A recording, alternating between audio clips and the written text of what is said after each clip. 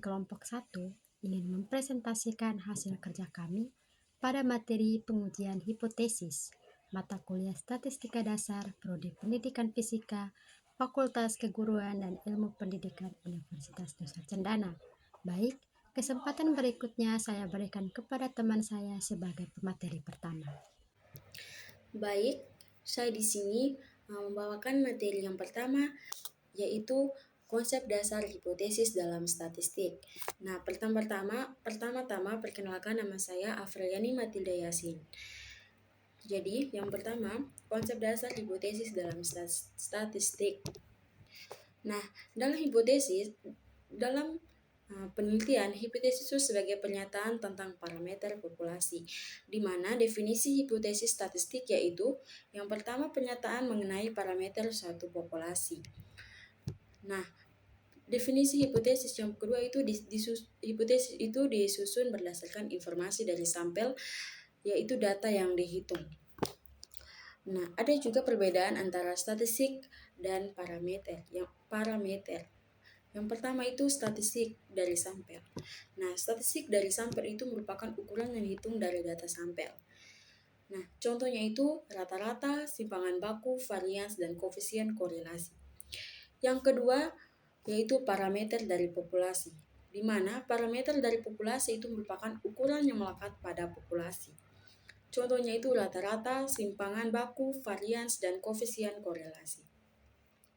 Nah, pada intinya, hipotesis itu adalah perkiraan atau dugaan terhadap parameter populasi. Teman-teman, nah, hipotesis itu juga sebagai jawaban sementara terhadap masalah, di mana definisi hipotesis dalam penelitian itu merupakan jawaban sementara terhadap perumusan masalah yang akan diajukan. Nah, bentuk rumusannya masalah yang dapat diuji itu yang pertama pernyataan mengenai hubungan antara dua variabel atau lebih, dan yang kedua perbandingan antara variabel atau komparatif, yang ketiga kajian terhadap suatu variabel tunggal atau deskriptif. Nah, perbedaan makna kata deskriptif dalam statistik dan penelitian, di mana deskriptif dalam statistik itu merupakan dia tuh merujuk pada penelitian yang menggunakan seluruh populasi tanpa pengambilan sampel. Yang kedua itu deskriptif dalam penelitian, di mana deskriptif dalam penelitian itu dia menunjukkan tingkat penjelasan yang berfokus pada pengkajian dalam satu variabel itu sendiri. Nah, teman-teman, intinya dari penjelasan yang saya berikan tadi, hipotesis itu menjembatani data sampel dengan parameter populasi, dan hipotesis juga berfungsi sebagai jawaban sementara dalam konteks penelitian. Baik, itu saja yang dapat saya sampaikan. Materi yang selanjutnya saya akan berikan kepada teman saya. Perkenalkan, saya atas nama Firinit Boho. Di sini saya akan melanjutkan materi statistika dan penelitian. Nah, dalam statistika dan penelitian dikenal sebagai dua jenis hipotesis, yaitu hipotesis nol dan hipotesis alternatif. Dalam konteks statistika, hipotesis nol menyatakan bahwa tidak terdapat perbedaan antara parameter populasi dan statistika, bahwa ukuran populasi sebanding dengan ukuran yang diperoleh dari sampel. Oleh sebab itu, hipotesis nol menjadi yang diuji karena peneliti pada dasarnya mengonsumsikan tidak ada perbedaan antara data populasi dan data sampel. Secara singkat, hipotesis dan statistika merupakan pernyataan mengenai parameter populasi. Sedangkan hipotesis dalam penelitian adalah dugaan sementara yang dirumuskan sebagai jawaban atas permasalahan penelitian.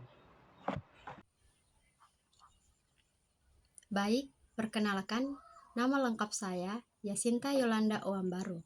Di sini, saya akan melanjutkan materi dari teman saya.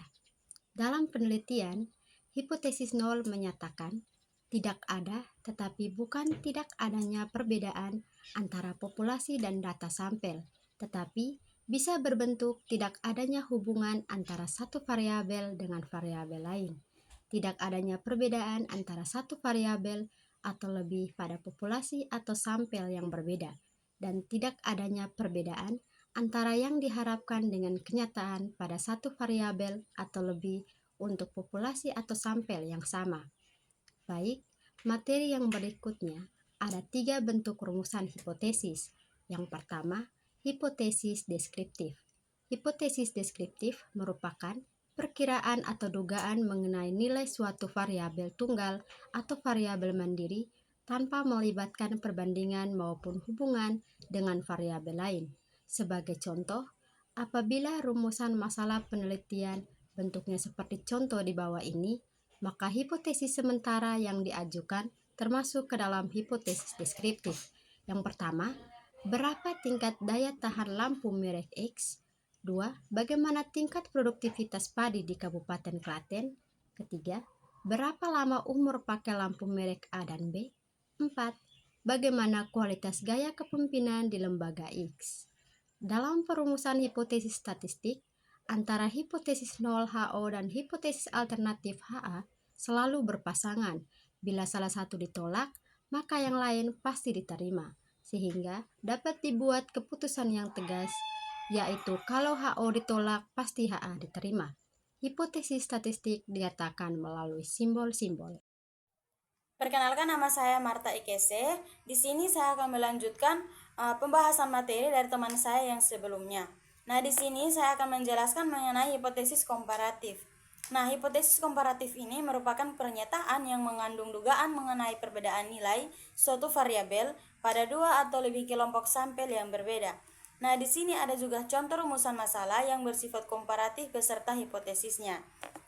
Yang pertama itu, apakah terdapat perbedaan daya tahan antara lampu merek A dan merek B?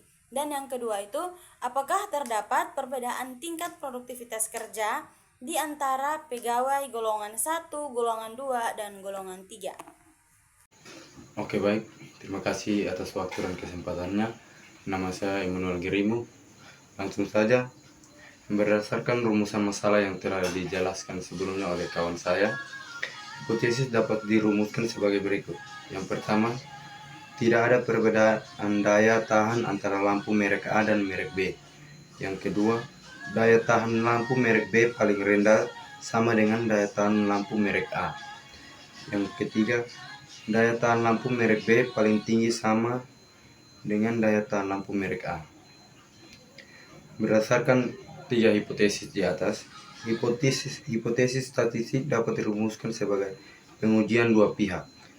Hipotesis 0 menyatakan bahwa rata-rata kedua populasi adalah sama, sedangkan hipotesis alternatif menyatakan adanya perbedaan. Secara simbolik dituliskan H0 H1 sama dengan H2 atau HA banding H1 tidak sama dengan H2. Pada uji satu pihak, hipotesis 0 dan hipotesis alternatif dirumuskan sesuai arah pengujian. Jika pengujian diarahkan untuk melihat apakah nilai rata-rata pertama lebih kecil dari yang kedua, maka dirumuskan H0 banding H1 lebih besar atau sama dengan H2, dan HA banding H1 lebih kecil dari H2. Sebaliknya, apabila pengujian ditujukan untuk mengetahui apakah rata-rata pertama lebih besar dari yang kedua, maka hipotesisnya adalah H0 banding H1 lebih besar atau sama dengan H2, HA banding H1 lebih besar dari H2. Oke, sekian dari saya. Perkenalkan, nama saya Rita Kain. Saya akan lanjut pada poin yang kedua, yaitu untuk kasus perbandingan produktivitas kerja antara pegawai golongan 1, 2, dan 3, pernyataan masalahnya adalah tidak adanya perbedaan atau adanya kesamaan tingkat produktivitas antar golongan. Nah, rumusan hipotesis statistiknya adalah H0 itu rata-rata 1 sama dengan rata-rata 2 sama dengan rata-rata 3, sedangkan HA-nya rata-rata 1 tidak sama dengan rata-rata 2, tidak sama dengan rata-rata 3. Nah, dalam hal ini hipotesis alternatif dianggap benar apabila setidaknya ada satu rata-rata golongan yang berbeda dari yang lainnya.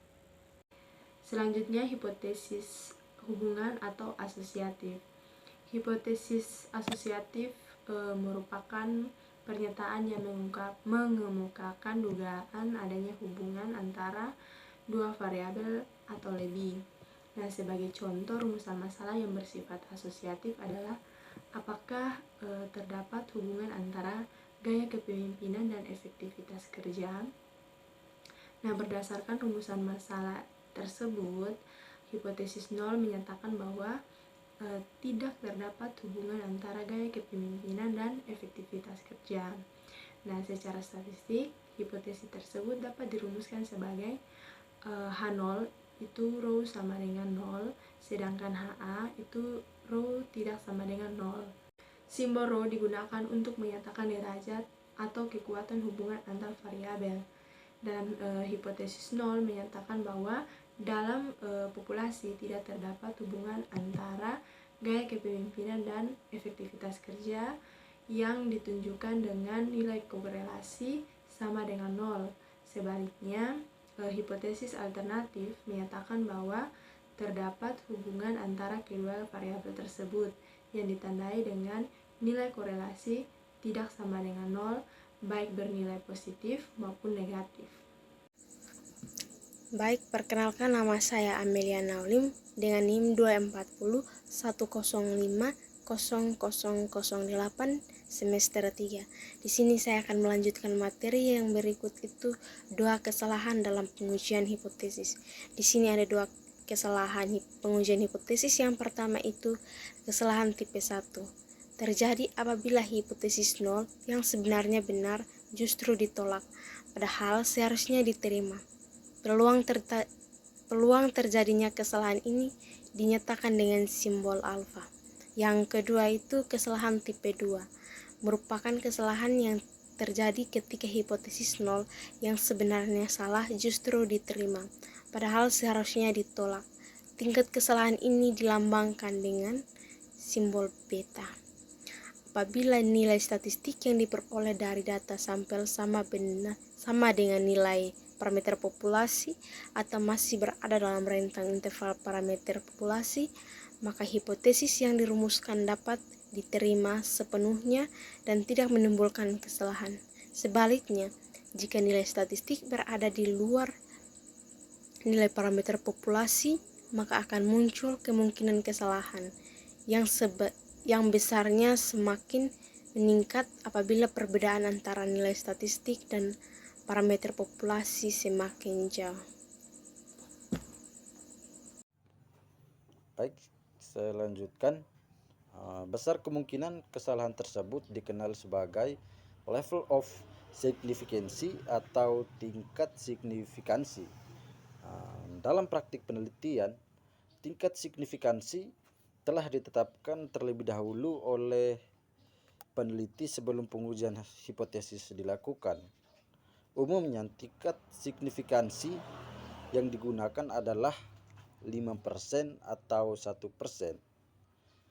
Jadi, suatu hipotesis yang dinyatakan signifikan pada tingkat kesalahan 1% berarti bahwa apabila penelitian diulang sebanyak 100 kali dengan sampel yang diambil dari populasi yang sama, diperkirakan akan terdapat satu kesimpulan yang keliru dalam menggeneralisasikan hasil penelitian terhadap populasi. Jadi, dalam pengujian hipotesis, kebanyakan digunakan kesalahan tipe 1 yang berupa persen kesalahan untuk menolak hipotesis 0 yang benar atau yang seharusnya diterima. Kira-kira demikian terkait pengujian hipotesis seperti yang telah kami paparkan. Sekian, terima kasih.